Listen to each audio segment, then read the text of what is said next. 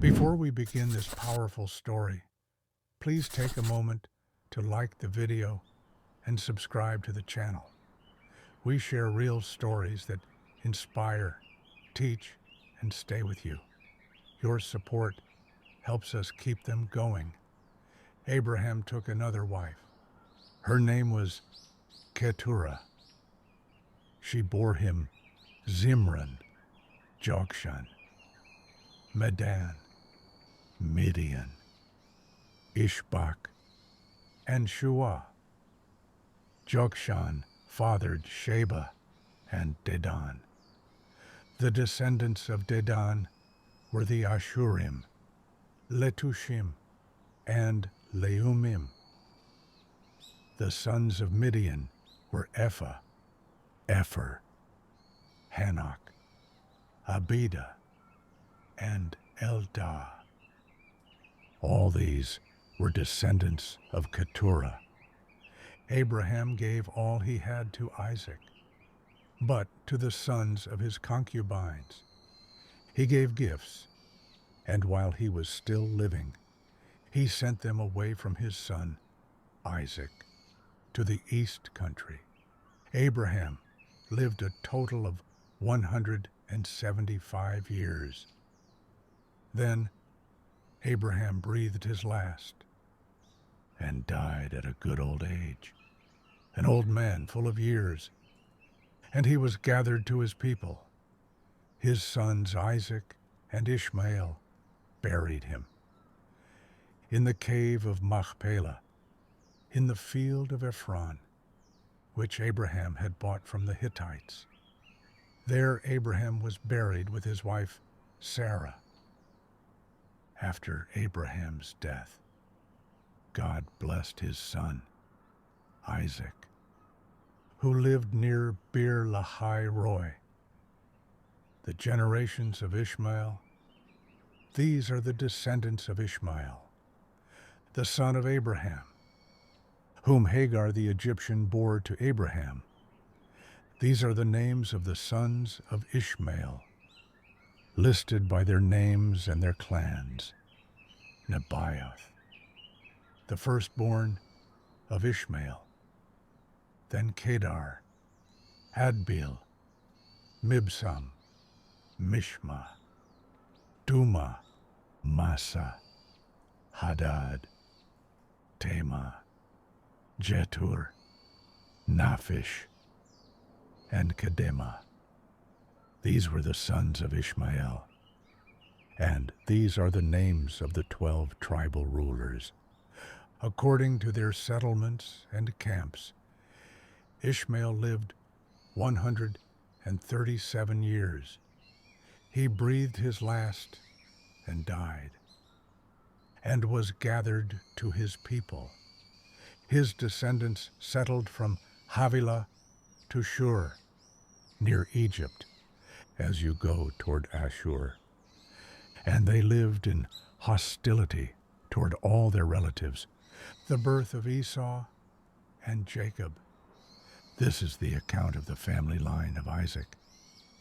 Abraham's son, Abraham became the father of Isaac, and Isaac was 40 years old when he married Rebekah, daughter of Bethuel, the Aramean, from Paddan Aram, and sister of Laban.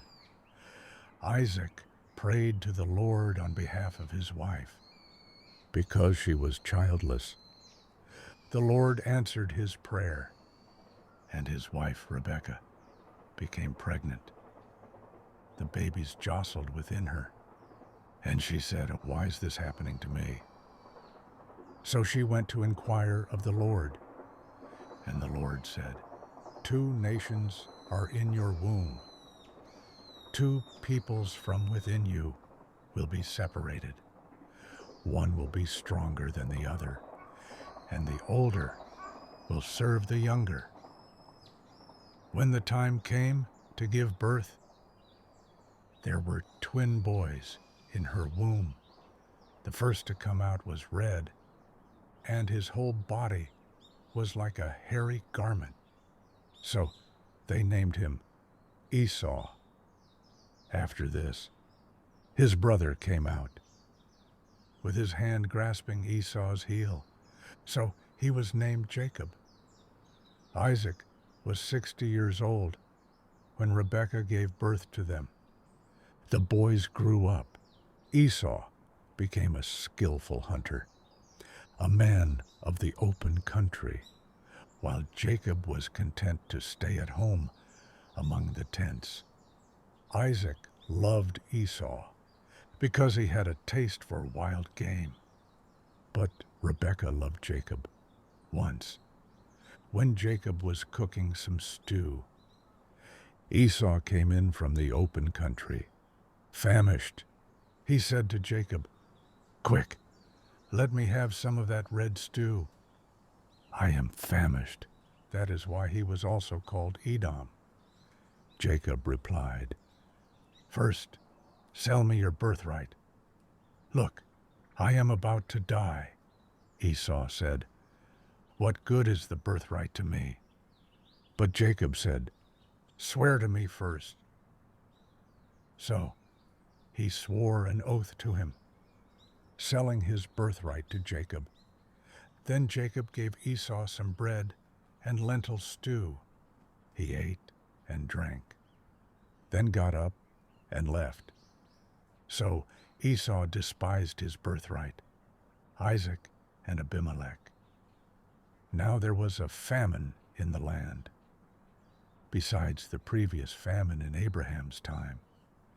And Isaac went to Abimelech, king of the Philistines, in Gerar.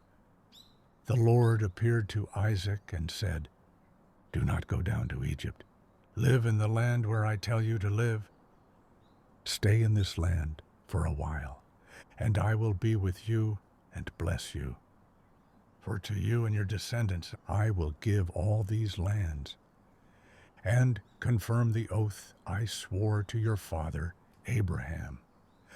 I will make your descendants as numerous as the stars in the sky, and will give them all these lands, and through your offspring all nations on earth will be blessed, because Abraham obeyed me and did everything I required of him, keeping my commands, my decrees, and my instructions." So Isaac stayed in Gerar.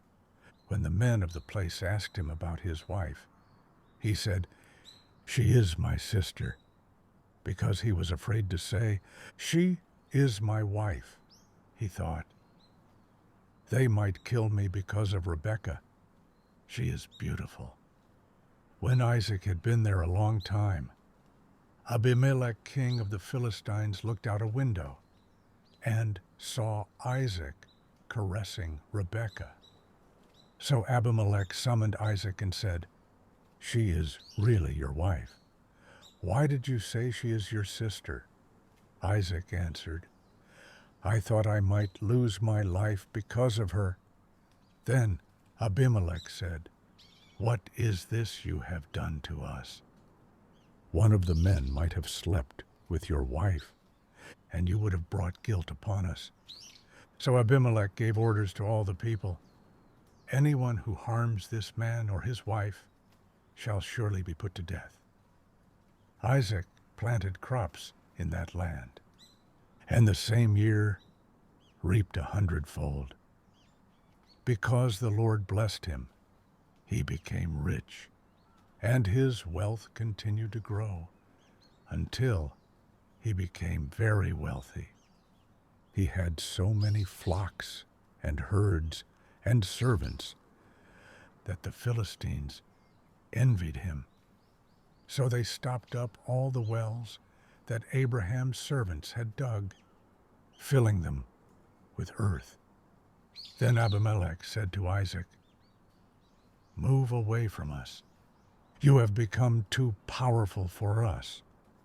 So Isaac moved away and camped in the valley of Gerar, where he settled. Isaac reopened the wells that had been dug in the time of his father Abraham. which the Philistines had stopped up. He gave them the same names his father had given them. Isaac's servants dug in the valley and found a well of fresh water there. But the herders of Gerar quarreled with Isaac's herders and said, "The water is ours." So he named the well Esek, because they disputed with him. Then they dug another well, but they quarreled over that one also. So he named it Sitnah. He moved on from there and dug another well, and no one quarreled over it. He named it Rehoboth, saying, "Now the Lord has given us room, and we will flourish in the land." From there he went to Beersheba. That night the Lord appeared to him and said, "I am the God of your father Abraham. Do not be afraid, for I am with you. I will bless you and increase your descendants. For the sake of my servant Abraham, Isaac built an altar there and called on the name of the Lord. There he pitched his tent, and his servants dug a well. Meanwhile, Abimelech came to him from Gerar, with Ahuzzath his personal adviser, and Phicol, the commander of his forces. Isaac asked them, "Why have you come to me? Since you were hostile to me and sent me away." They answered, "We saw clearly that the Lord was with you." So we said, "There should be a sworn agreement between us. Let us make a treaty that you will do us no harm, just as we did not harm you, but always treated you well and sent you away in peace. Now you are blessed by the Lord."